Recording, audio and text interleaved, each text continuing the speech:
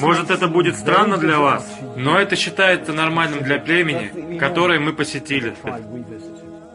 Я должен сказать вам, что этот визит был нелегкий или удобной миссией для призыва к исламу. Реакция жителей деревни застала нас врасплох. Нас приветствовали в маленькой деревне Папуа-Новой Гвинеи.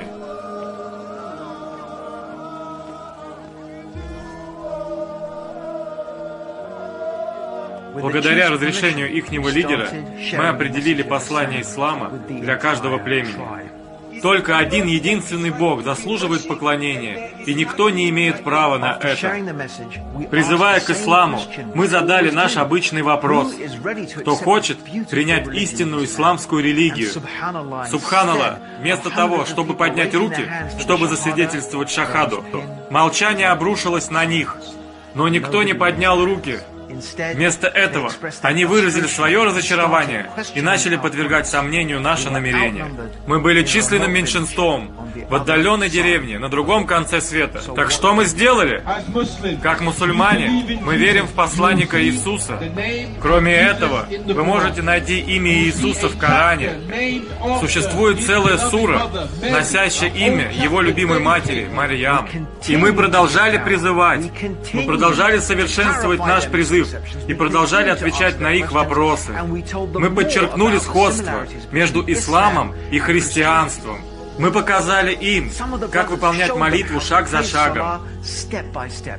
Когда мы собирались покинуть деревню, люди начали окружать нашу машину. Они хотели что-то от нас, чтобы научить их свидетельству. Я свидетельствую,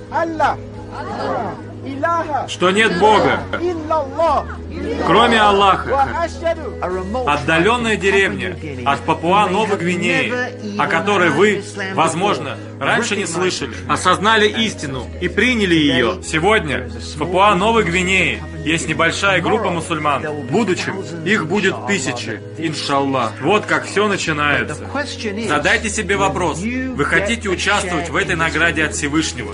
Если вам нравится этот проект, и вы хотите получить часть этой награды, то есть возможность получить эту награду от Всевышнего, вам не нужно жертвовать 50 фунтов или целых $100. Достаточно пожертвовать даже меньше, чем стоит чашка кофе. Поддержите исламский призыв сейчас. Посетите этот сайт.